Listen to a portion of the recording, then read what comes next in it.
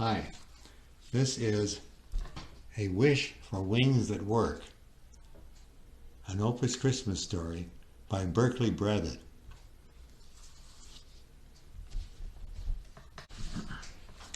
It was a good morning to fly, even if it had come late and slow, and so cold that a penguin feared his nose might freeze and drop off like one of the icicles hanging over the porch.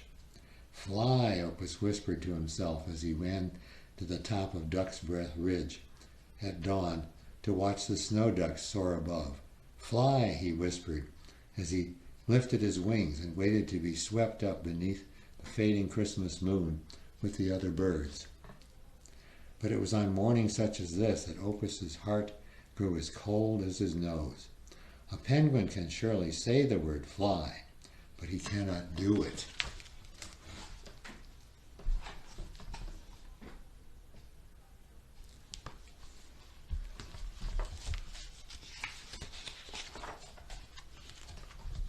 "A bird with wings that won't work," Opus growled to himself.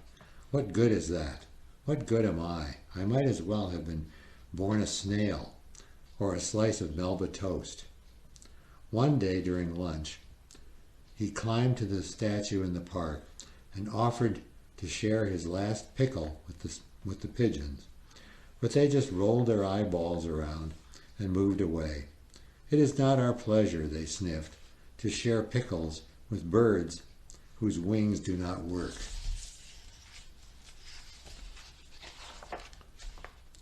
"If my wings will not lift me, I will find something that does," thought Opus. He heard a man screaming on TV about a new product everyone should own called a flap-o-matic. Opus quickly ordered one. When it arrived, he put it together and hoped everything was right, since the instructions were in a different language. Opus carried it up to Vulture Gorge, strapped it on, and wound up the rubber band.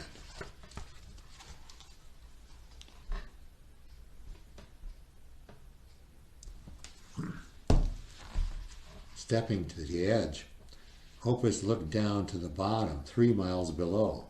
"Yow," he gulped. He sighed, walked back home, and spent the rest of the day cooking anchovy Christmas cookies, which wasn't nearly as dangerous.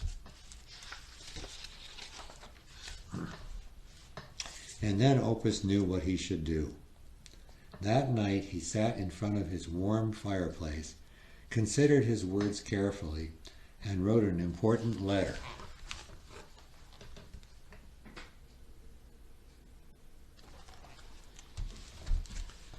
"Dear Santa Claus, in the past I have asked for a scarf that would last.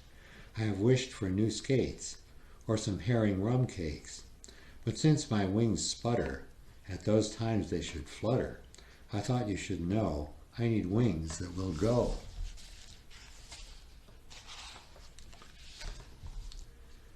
After mailing his Christmas wish, Opus congratulated himself that a penguin could be so clever, and he immediately went up to Duck's Breath Ridge to practice takeoffs.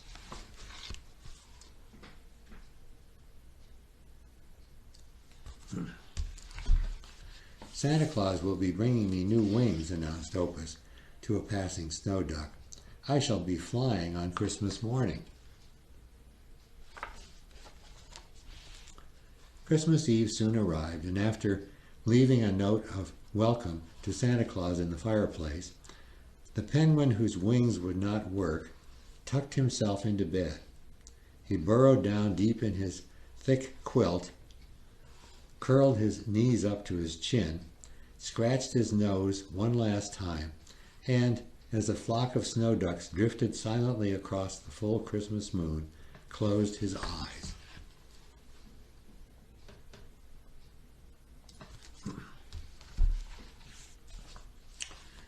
"Fly," Opus whispered to himself just before falling asleep.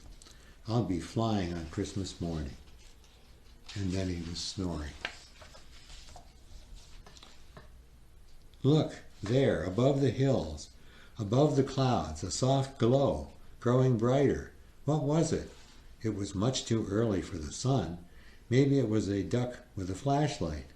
Listen, sleigh bells. ringing. Ducks don't wear sleigh bells. Why, it was him, of course. And with the thunder of hooves, Father Christmas himself burst through the midnight clouds.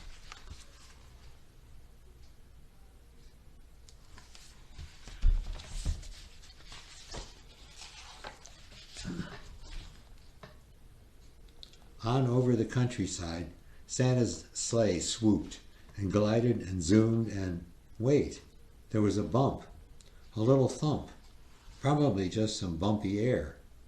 Or maybe not. Something was not right. A small piece of the harness had broken away. The reindeer flew on, but Santa's sleigh plummeted like a meteor toward the lake.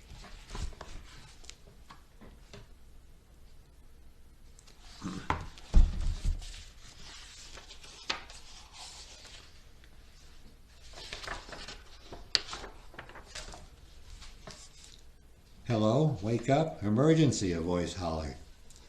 Who's jumping about my bed? Asked Opus, rubbing the sleep from his eyes. A snow duck was holding a light over Opus and looking very upset. Catastrophe, calamity, the duck hollered. A considerable setback. Please, follow me. Opus sighed and guessed that the milkman had slipped and gotten his head stuck in the porch railing again. He crawled out of bed and stumbled outside behind his midnight intruder.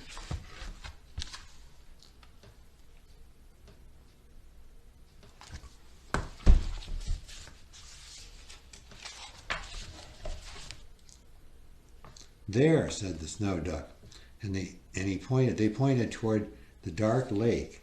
They lifted the little penguin so he could see better. Opus could just make out something, a lantern, out on the water, a big man with a white beard, standing atop a sleigh that was teetering, rocking, and sinking. Opus gasped in horror.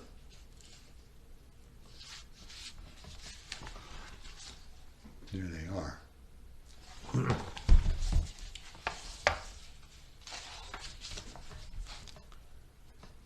Down the snowy bank, Opus scampered, a flash of black and white as he hit the water. With a roar, a shimmering curtain of spray erupted behind the rushing missile.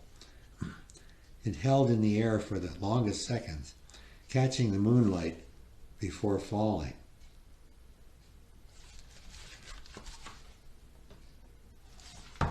Toad frogs leaped, catfish jumped, and Opus flew, strong and fast, through the icy water, a wonderful, roaring, graceful torpedo, sailing through the darkness.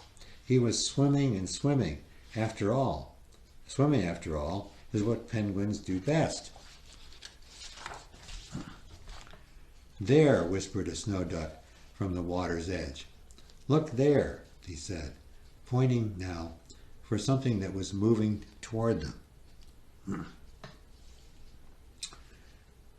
It was Opus, and he was pulling that great Christmas sled and all the toys through the freezing water with the reins in his teeth. There was great sloshing and frothing and laughing.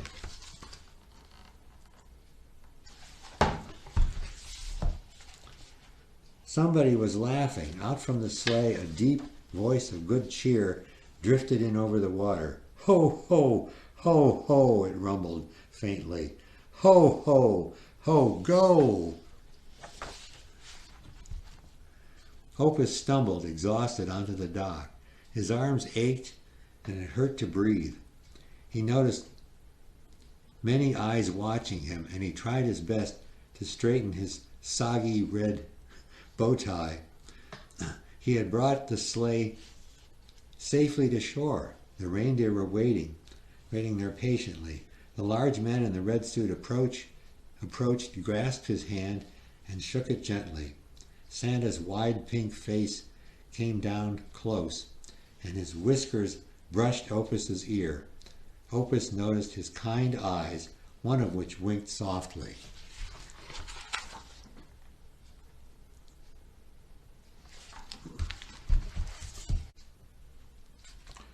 I see no penguins here, Santa whispered, whose wings only sputter. Tonight it was courage that flew yours beyond others. He whirled, and with a snap of a whip and a hearty laugh, he and the sleigh sailed up toward the stars.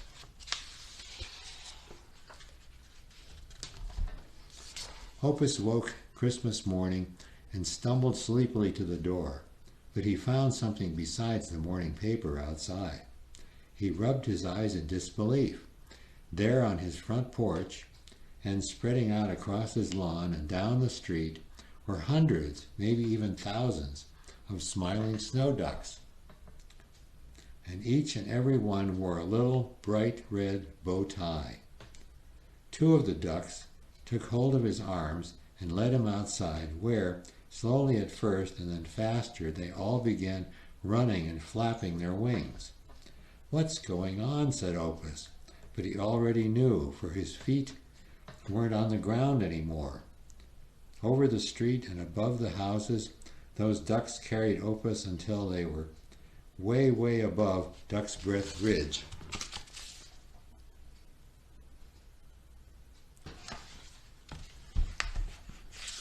Down below, people looked up, for they could hear a voice somewhere above the clouds. It was a penguin whose wings didn't work, laughing because he surely was flying on Christmas morning.